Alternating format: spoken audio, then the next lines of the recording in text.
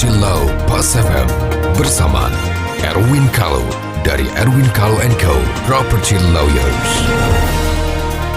Mitra bisnis Pas FM dimanapun Anda berada, jumpa lagi dengan saya Erwin Kalau dalam acara Property Law. Ini ada kita akan menjawab ada email dari Ibu Suhartini ya. Ibu Suhartini ceritanya dia menjual tanahnya ya. Ini tanahnya di daerah Depok ya, sekitar 1 hektar. Lalu ada PPJB di situ. PPJB terus pembayarannya bertahap ya selama 2 tahun. Lalu ada kuasa ya, kuasa untuk menjual. Di tengah perjalanan baru pembayaran yang ketiga terus macet ya, sekitar baru 20% lah dibayar, macet. Tahu-tahu si ibu lihat tanahnya sudah dibangun ya, sudah dibangun dan ada sebagian sudah dibalik nama. Nah, sudah mau menghubungi si calon pembeli tapi susah, lalu kirim surat tidak ditanggapi, ditelepon juga tidak ditanggapi. Nah, yang pertama ya, kalau melihat dari PPJB, yang namanya PPJB itu kan perjanjian pengikatan jual beli, baru pengikatan, belum terjadi yang namanya transfer of right. Belum terjadi yang namanya pengalihan hak ya. Jadi jangankan belum lunas, sudah lunas pun kalau masih PPJB belum terjadi peralihan hak ya, karena di dalam hukum pertanahan kita di pendaftaran tanah itu memang harus dibalik nama sertifikatnya.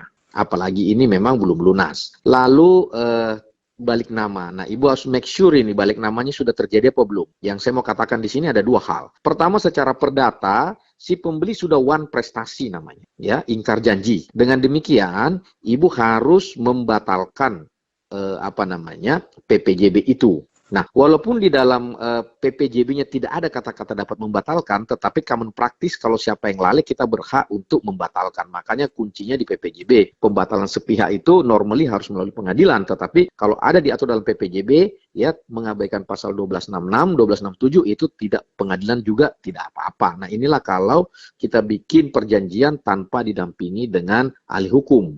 Ya, walaupun didampingi notaris, karena notaris itu bukan memihak siapa-siapa, dia netral, dia hanya kemauan para pihak. Jadi jangan berharap karena di depan notaris jadi kita kuat. Ya, banyak masyarakat salah paham kalau perjanjian dibuat di depan notaris itu kuat. Bukan, yang membuat legal position kita itu kuat atau tidak bukan di depan notaris, tapi isinya. Lah kalau isinya melemahkan kita ya tambah di notaris ya tambah lemah lah. Ya, yang berikut sudah dibalik nama. Kalau sudah dibalik nama, ini mesti ada unsur pidananya.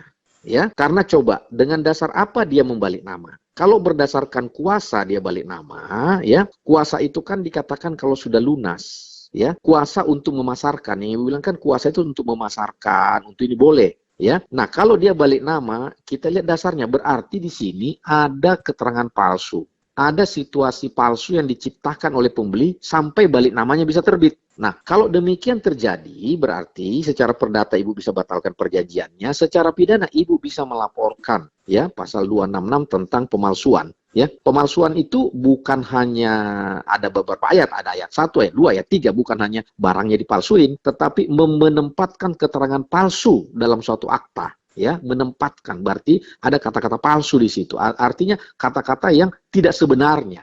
Ya, kalau misalnya sebenarnya tidak mungkin sertifikat itu balik nama.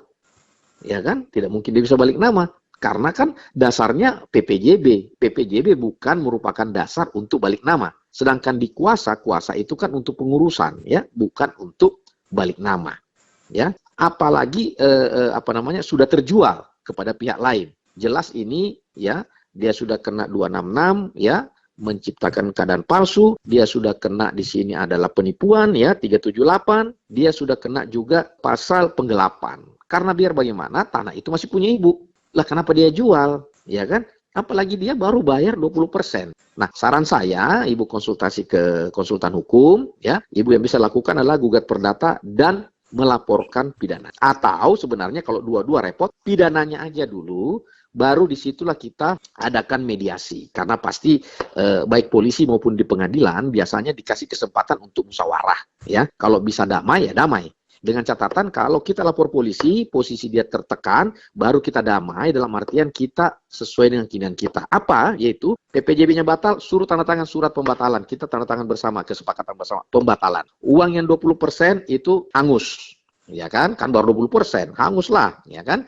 Yang berikut adalah bagaimana penjualannya kepada pihak ketiga. Nah, dicek sejauh mana, suruh dia kembalikan uangnya, ya kan. Atau juga ibu bisa meneruskan transaksi itu secara langsung kepada konsumen yang dimaksud, ya. Jadi, saya ulangi lagi, yang ibu bisa lakukan adalah memang perdata dan pidana. Tetapi yang efektif, ibu laporkan dulu ke polisi, karena ini pidananya jelas, ada namanya pemalsuan keterangan, ada namanya penipuan, ya, ada namanya penggelapan. Pasalnya udah lengkap. Nah, di dalam laporan itu nanti, kalau dia diperiksa, pasti polisi mengarahkan bagaimana dengan musyawarahnya. Nah, kalau dimusyawarahkan saja, ya, oke, kita musyawarah, batalkan ini perjanjian, uang itu hangus, kepada konsumen, you balikin itu uang. Saya kira singkatnya begitu, ya, secara singkatnya begitu, tetapi sekira sebaiknya ibu juga didampingi oleh konsultan hukum yang lebih mengerti bagaimana tata cara melapor. Tetapi yang ini saya kira sudah cukup terang benderang penipuannya dan pidananya, sehingga ini kami anggap ini sebagai salah satu modus mafia tanah dan salah satu